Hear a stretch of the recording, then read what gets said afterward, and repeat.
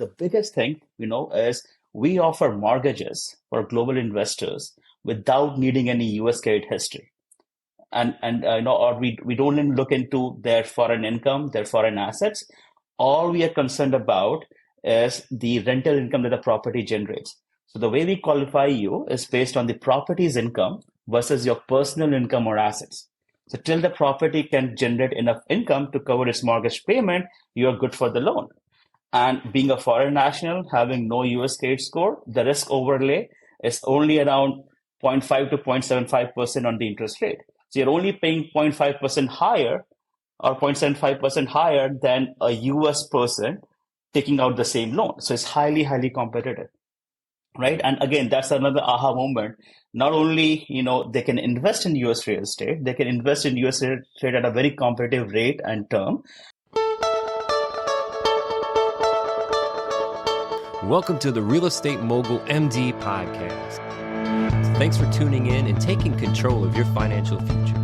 This is a show where we not only motivate and inspire, we give you actionable real-world experience to help you live life by design. You'll hear journeys and stories from other physicians, investors, coaches, consultants, and entrepreneurs. And now, here's your host, Brett Riggins. What if your dream investment property was just a click away, and you didn't even need a U.S. credit score to finance it? Well, in this episode, you'll hear how today's guest is using technology, global lending strategies, and smart infrastructure to help investors, both U.S. citizens and foreign nationals, simplify the process of finding, funding, and managing real estate across the U.S.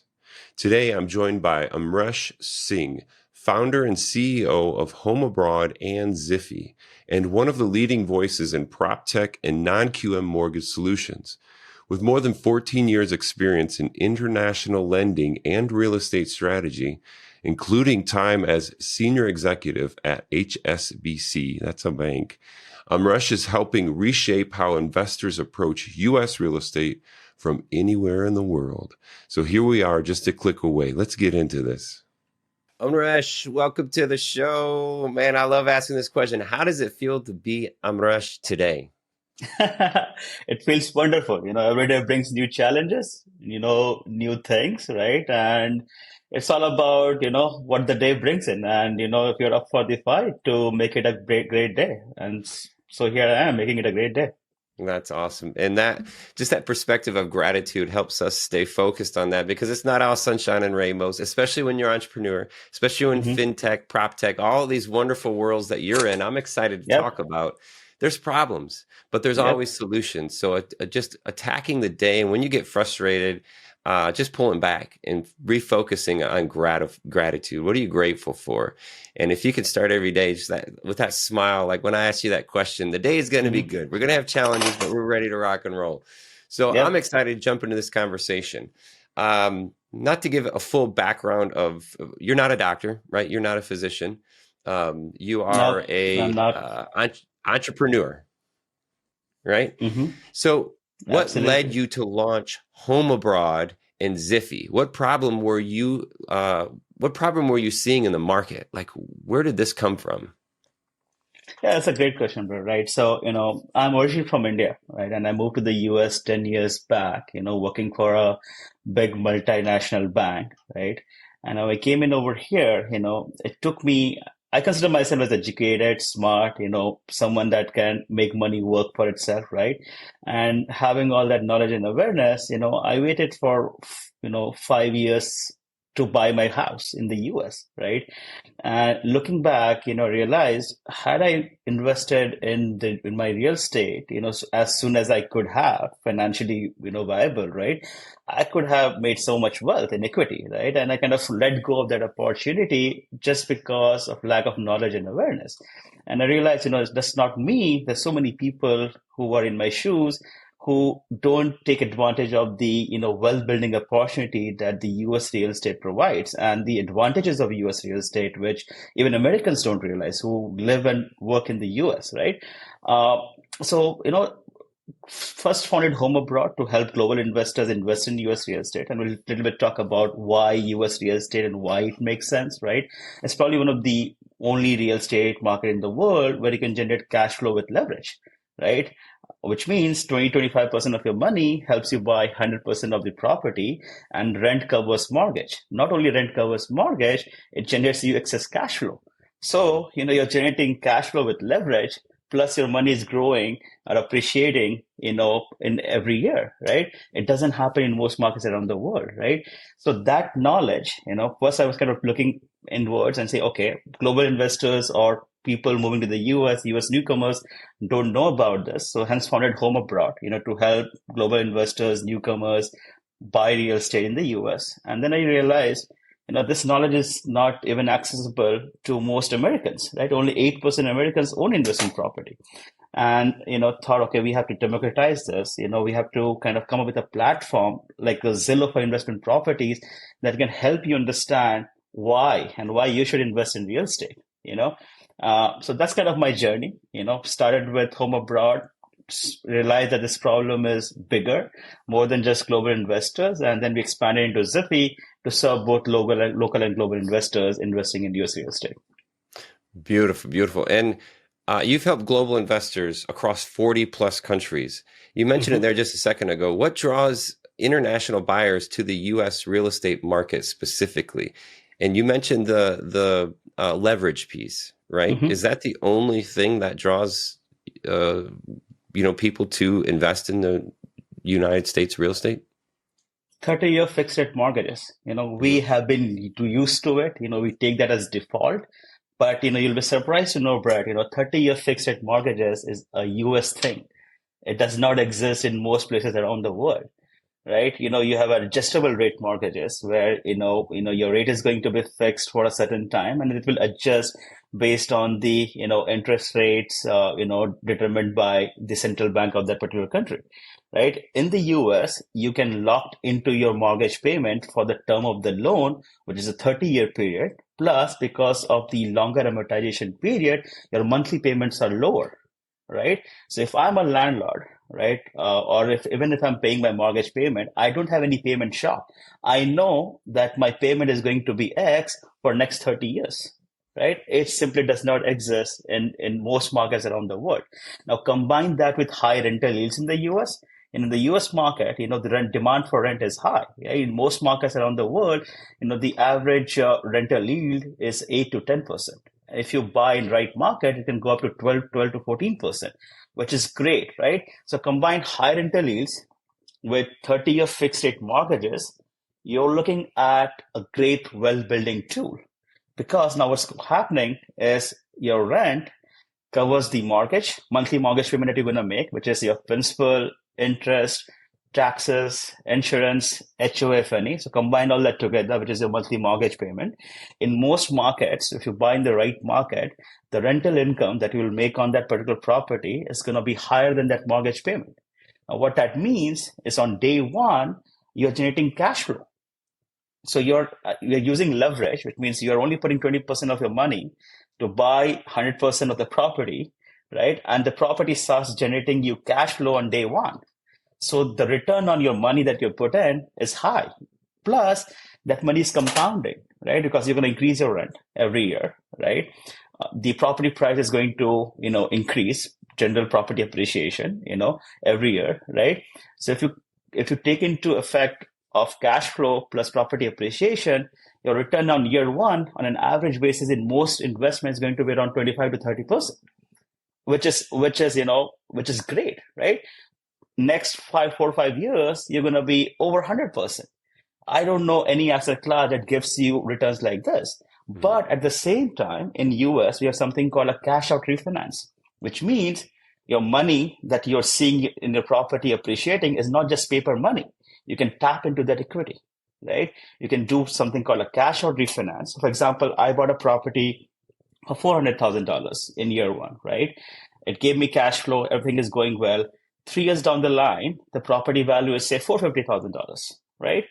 I can take that extra $50,000 out from my property, use that money as a down payment on another property, which now happens to be cash flow positive from day one, right? So technically speaking, nothing came out from my pocket.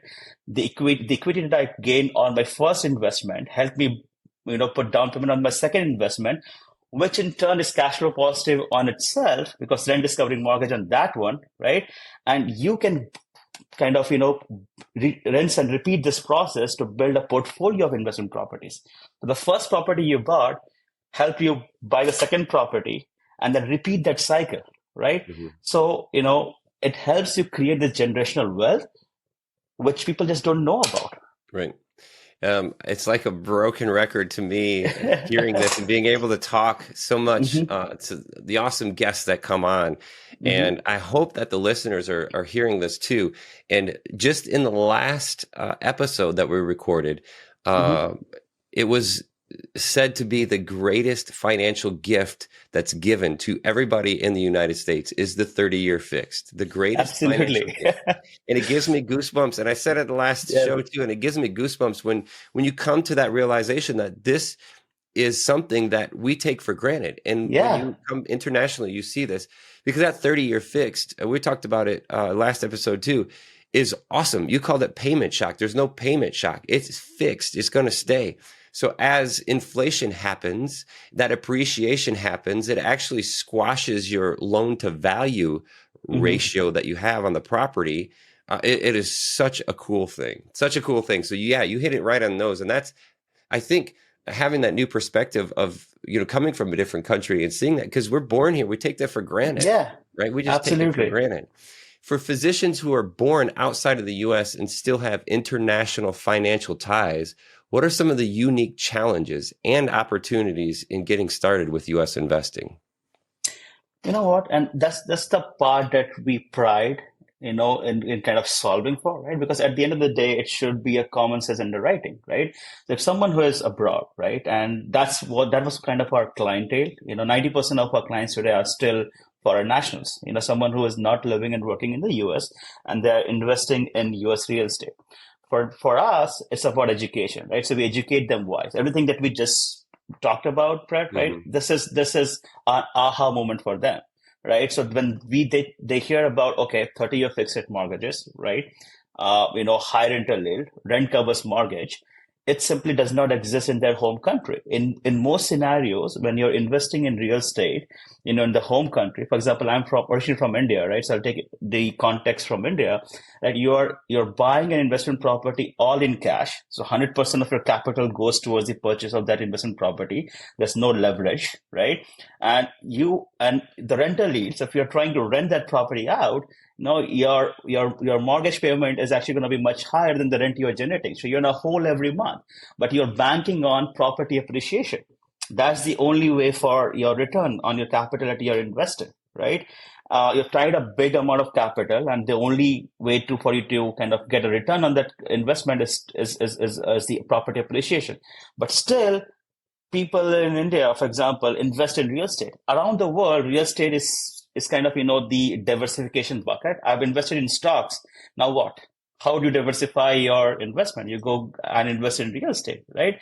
But it's not the same as investing in the US market. So when they know about the benefits of US real estate investment, it kind of lights up their eyes. And the biggest thing, is we offer mortgages for global investors without needing any US credit history.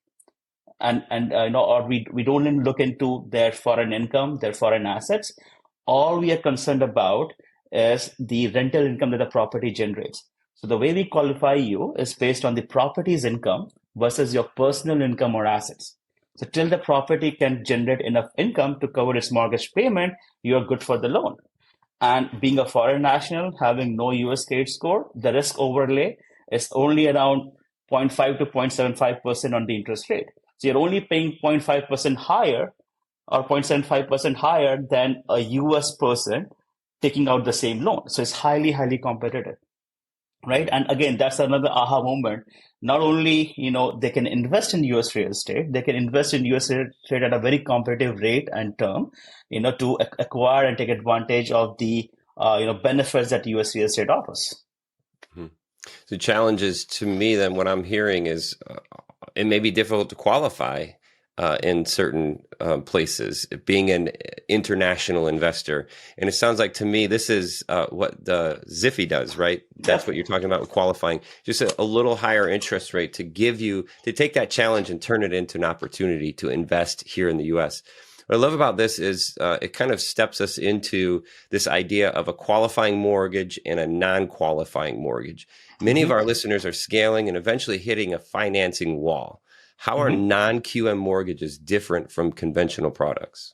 Yep. So the biggest difference is how you are qualified, right? In a conventional mortgage, you're qualified based on your income, right? So there's a term called DTI, debt to income ratio, which basically is a simple ratio saying how much money you make and what are your monthly mortgage, what are your monthly debt obligation, which might include your mortgage payment on your primary house you're living in, your, payment to your credit card, your payment to your car loan, etc. Right?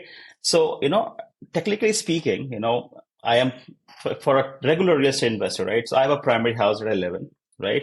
I bought one investment property, right? So now I have two mortgages that I'm paying, right?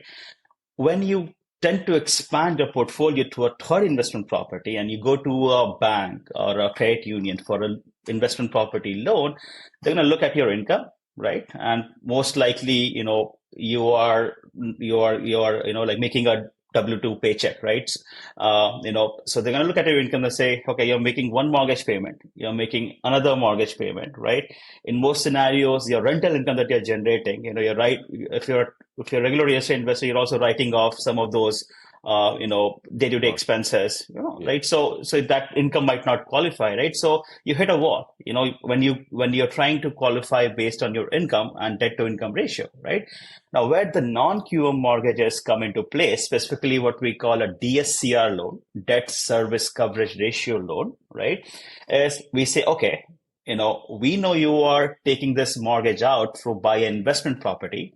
So let's not look at your personal income or your W-2s. Let's look at the rental income of the property. Till the rental income of the property covers your debt obligation, which is your monthly mortgage payment, right? I'm going to qualify you for the loan. So now practically what I'm doing is I am qualifying each property based on its own merit versus looking at your income. So till the property is cash flow positive back to you, you get the loan, which puts you in a great position as a real estate investor as well, because even before you commit to buying that investment property or commit to financing, as a lender, we are vetting out that this property makes sense because it's going to give you the cash flow, and mind you, in a conservative way, because we are going to take a conservative approach on the rent, right, to meet your investment objective. Right. So now with that product, it's a very, very powerful product because now, technically speaking, you can build hundreds of investment property because each property qualifies on its own merit till you have the down payment requirement to meet, which is practically speaking between 15% and 20% if you're a US citizen and 25% if you're a foreign national with no US credit history. So no US credit history is going to increase the down payment. So basically shrinking that loan to value percentage. Mm-hmm.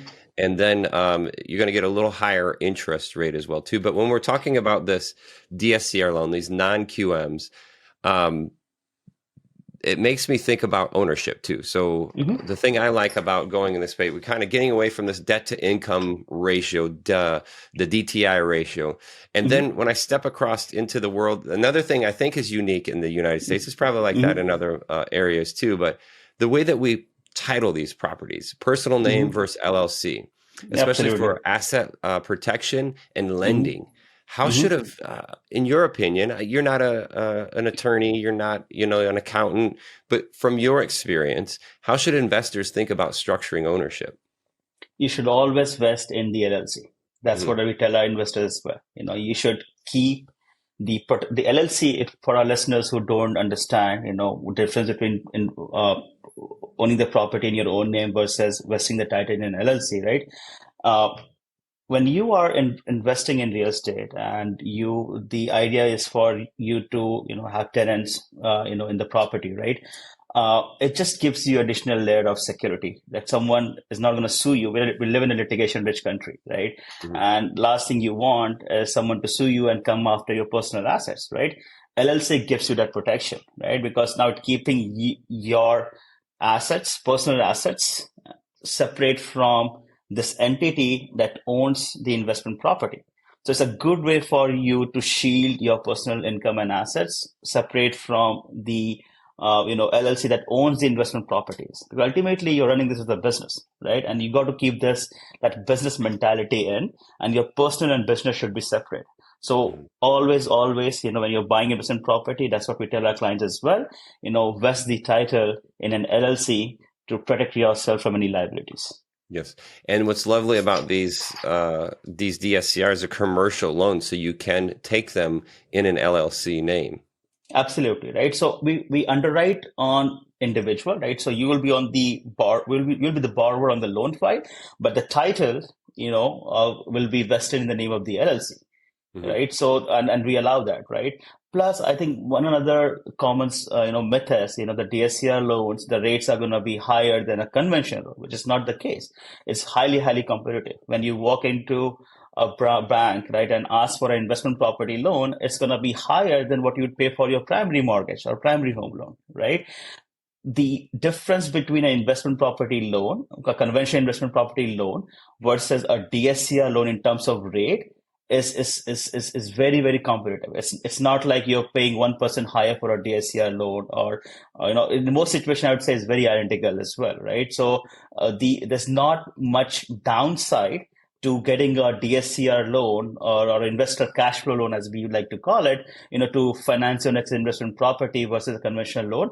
For us, it avoids a lot of paperwork, because at the end of the day, the two things that we are looking for really is, do you have enough money for down payment and closing, right? So the assets to verify enough money for down payment and closing, and to your appraisal. Does the appraisal comes in right? The rental, income that we're expecting came in as we are expecting, and the value is where it needs to be, right? Are pretty much the only two things that we are looking for.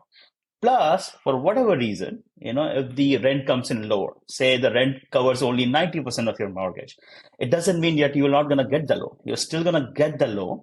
We're going to increase the rate a little bit. We're going to ask you to put down a little bit more to compensate for that additional risk, but we're still going to give you the loan, right? So really, there's minimal downside in exploring the route of a DSCR loan to grow your investment portfolio versus, considering the conventional loan options, which again, a lot of people don't know that the specialized loan products for investors exist out in the market. Yeah. When I get an appraisal that comes in under where my conservative numbers are, I do what's called a reconsideration of value, and I submit those reasons, fill out the forms, and say, hey, take a look at this ABC, and this is why this one's better, this is why this one's a fit. That's tiptoeing the relationships there, but that's something that's out there, reconsideration of value to bring that valuation up in that process. Absolutely. HomeAbroad uses AI to match investors with properties. What makes this different from Zillow and Realtor.com? So Zillow and Realtor.com are focused on primary homes. Like if you're buying a house to live in, you go to Zillow, you go to Realtor.com. What makes Ziffy, which is our property search portal, Ziffy.ai that we're launching, right, different is we are focused on investment properties, right? You can go and filter based on saying, okay, I want to find an investment property that meets my investment objectives. And you can define those investment objectives. So your objective could be, I want to generate at least $200 in cash flow every month after rent covering mortgage, right? Or I want to, buy an investment property. So $200 cash flow per month in an area that has, increasing job growth, population growth, and whatnot, right? You define those objectives, right? And our platform would automatically find those properties or mine those properties from already listed properties in the market, right? And show you a detailed investment analysis on your returns, year 1 return, year 5 return, and whatnot. So you can make a data-driven decision to finalize that property. So that's what makes us different, because we have a very investment focused approach. We have estimated rent through a proprietary algorithm on all the active listings on the market, plus offline listings that we are catering every day. We have flags for already rented properties for sales, Airbnb properties for sale. So as a real estate investor, you can really, find your right investment property in matter of clicks, saving you hours and hours of research, and really take a data-driven decision to take the next step. So once you find the property, we also match you with a local investor friendly agent to help you put an offer on the property. You get a purchase contract in hand, you come back to us, and we help you with financing with a DSCR loan, and more often than not, to help you acquire that property, right? So we are really all in one, investment platform, from finding the property to funding the property and streamlining the entire process for you to start thinking about real estate investment to becoming, someone who owns an investment property. So all in one, you said finding to funding, but your platform also connects users to property managers, insurance, agents. Yep, absolutely. Why is this vertical integration important, especially for remote or international investors? It's very important, right? Because at the end of the day, you want your clients to have, an all-inclusive experience, right? You don't need to leave the platform to go somewhere else to solve a piece of that puzzle, right? So we're trying to make sure that every aspect, of that real estate investment is taken care by our platform, right? Which includes, okay, I need a homeowner insurance. I don't need any homeowner insurance. I need a landlord-friendly homeowners insurance, right? How do we make it easy for our clients to find that? And of course, we don't do everything in our shop, so we look for right partners that we can vet out. We can, say, okay, these are the clients that partners we feel comfortable in interacting with our clients, and we make it easy for our clients then to find those partners that are already vetted for them to solve that next piece in the puzzle. And what we try from a company perspective, approach perspective, is to kind of put that into a one single vertically integrated experience. So, within that experience, you are kind of taken care of. For example, like when you are in the loan process, our processors actually start talking to our insurance partners, and we collect the quotes for our client and say, hey, these are the quotes for your insurance, keeping in mind that we have to meet your DSCR ratio as well. So we make sure that they get the bare bone quotes. Of course, if they want to add additional coverage and whatnot, they can, right? But we give them the option, which they wouldn't have had if they were shopping on their own, right? But at the end of the day, it's also streamlining the process, because once they say, yes, this makes sense, like our processors can work directly with the insurance agents to really get that quote binded, right? So it saves a lot of time, energy from a client perspective, and makes the process overall very efficient, right? So anywhere where we can make it efficient, we're trying to, put that into our structure, right? So it's one vertically integrated process to make the experience smoother for our clients. That's awesome. So much of that, through my experience, aligns so well with the process. And I've got to imagine that this, being an international investor, that this brings so much value. What advice would you give to someone who is investing internationally, but is looking to build a portfolio? Yeah, so I think start with the right market, right? So I think one of the reasons why we built Ziffy, right, was because when our international investors would come to us and say, yeah, this sounds like a great idea, right? But we don't know where to invest in the US. We don't know US real estate market, right? And in the process of solving that problem for them, we built Ziffy, right? And then we realized same problem exists for local investors as well in the US. So we're going to expand this to the local market, right? Because the product is essentially the same, right? So for the a global investor who is still looking, or who's looking to build a portfolio, first thing is making sure you know where to buy, because not all markets are created equal. You need to find the right market that meets your investment objective, right? But once you find your market, make sure that you have your finances in order, right? Last moment, what you want to do is, move money across different, foreign banks into the US, right? So the most streamlined this is, right? So if you're moving money from one source that's hit your US bank account, it would make the whole process much more simpler, right? Take care of some of the housekeeping items like opening a US bank account, and we can help with that, opening a US LLC, while you are still outside. And again, for international customers, it's a hassle, because you need to obtain something called an EIN number, right? And if you're an international customer and you don't have a social security number, obtaining EIN is a hassle, right? Because you can't obtain an EIN number in 2 seconds by punching it on the IRS website, right? So there's a process where, you have to fax IRS, to kind of, Facts. receive a, yeah.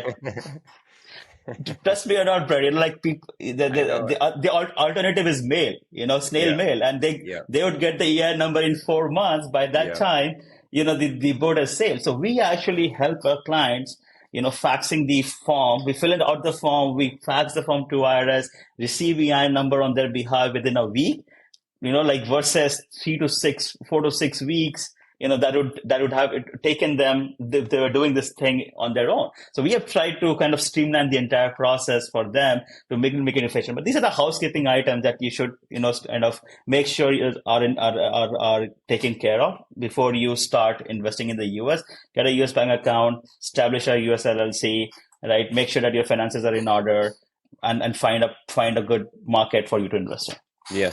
And that, I mean, hits the problem, I think, right on the head with logistics and regulations. By working with Ziffy, I mean, you've been through this process so many times. You're able to get those simple little housekeeping tasks done in an orderly fashion and in a timely fashion. When we're talking about things like fax machines and snail mail, that's insane. But you also, we all know, I mean, we've got to buy in the right market, and the things that broken record thing I keep hearing is boring investments. That means they're in the right market, they're performing, the repairs are done correctly, or it's a new property. Boring as possible, but it has to be in the right market. So where do you see the biggest real estate investment opportunities over the next 12 to 24 months for both domestic and foreign buyers? I think Midwest US. I think there's a lot of potential there. The prices are comparatively lower, taxes are lower, rental yields are high. So if you're a real estate investor, definitely consider Midwest US. Texas has been a growing hot market. I think Florida is kind of losing its charm because of the higher insurance cost. Yeah. In Florida, right? And of course, I think Florida, rental market is not gonna dramatically slow down, right? Because Florida is Florida, but at the end of it's beautiful, right? So it's hard to beat that, right? But no I think income, and the income tax. I mean, there's reason why you live there is a whole exactly. But yeah, sorry to interrupt you. Yeah, no, it's completely fine. But yeah, but of course, when you are hit with high insurance costs because of the recent hurricanes, that kind of is kind of demotivating some investors in putting their money in Florida. But Texas has kind of taken that opportunity, right? So you see a lot of investment, opportunity kind of rising up, or like another hot state for our investors where they're investing in Texas market, right? Variety of reasons again, right? So it's a sunshine state, but at the same time, a lot of companies who are relocating to Texas, it's helping with the rental demand, rental yield, and then that's kind of playing as a factor as well. But I think Midwest, Texas, Florida will continue to remain a hotspot, right? Are the markets that you should consider for sure. Yeah, yeah. So say there's some listeners listening to here. They're maybe internationally. A lot of the physicians you could imagine coming from India. There's I hear that saying of like you're going to be an engineer, a physician. Like there's this set thing that. From specifically like the Middle East, there's these set professions that your parents, your family are setting you up to do. Say you're coming here internationally and you want to start investing. So a global friendly mortgage option. Where do we find this? How can we connect with you or use your AI tools? What's the best first step? The first step is to go to our website homeabroadinc.com and submit an inquiry over there. We specialize in helping expats who are coming into the country buy even a primary residence, but more importantly, investing, because that's something that expats miss on. I'll tell you, being in those shoes, someone who moved from India to the US, on a L1 visa, which was a work visa, right? You're thinking, okay, do I really want to buy a house? And I'm talking about house to live in. Forget about investing. Right, most expats that I've seen, they keep on renting because they're thinking, okay, what happens if my visa is not renewed, or if I had to go back, right? Do I really want to risk, buying a house? But what they don't understand or know is someone who is not living and working in the US, they invest $100 billion plus into the US real estate market every year. when they're not living and working over here because of the benefits of the US estate market that we spoke about, right? Mm-hmm. If you are in the US, first of all, buy a primary house because it's gonna give you, it's gonna elevate your quality of life. In most situations, it's going to be the same as the rental income that you are paying any which ways, as we spoke about, or lower, but it's going to build equity in your house till the moment you live here, right? And then invest in US real estate, right? Because this it's again, this come back to the same point. If someone who's not living and working in the US is investing, you are over here, right? Take that opportunity, take that, leverage to really invest and build an investment portfolio over here. Because worst case scenario, you leave, your home ownership right is not going anywhere, right? You have the same home ownership right as any US person, right? It doesn't matter you're living or working in the US, right? And you continue to make that income in US dollars, right? Your property appreciates in US dollars. The return on investment is great, right? So don't miss out on that opportunity, which a lot of, expats on work visas, both engineers, coming from India as well as physicians do. And it's not just India, right? Anywhere around the world. If you are coming into the US, on a visa, and if you can invest in US real estate, please do. And we specialize in helping foreign nationals either on visas or, even if you don't have a visa, if you're living and working in your home country, to invest in US real estate with the mortgage products, which are specialized for foreign nationals like you. So as I mentioned, go to homeabroading.com, submit an inquiry. You can also email us at contact@homeabroading.com, and we'll be happy to help you. HomeAbroadInc.com, the INC there on the end. That's a great spot, great first step. Connect with Amresh and, hey, just get the ball rolling, because taking action is the next step, right? That's the first step, is take action. Hey, it's been a great conversation, and I really appreciate your time. I'm excited to dig in to see what these AI tools can do. I love it. I love the idea. So thanks so much for sharing. Thanks, Brett. Thanks for the opportunity, and thanks for having me. Wow. Well, that was packed with real world clarity. Some little ninja tips in there too. Something I don't know a lot about, but the housekeeping processes of being a foreign national investing here in the US. Roll that back, reach out to Amresh, connect with him. He's got this process down. Today, he broke down what most people will never learn about financing, structure, and investing from anywhere in the world. He also showed how tech is making all of it simpler, faster, and more accessible. You got to check him out at homeabroadinc.com. It's in the description. Make that query, connect with them, and hey, take action. And as always, thank you for giving us your attention today. This is the Real Estate Mogul MD. This episode is powered by Crescent Tech.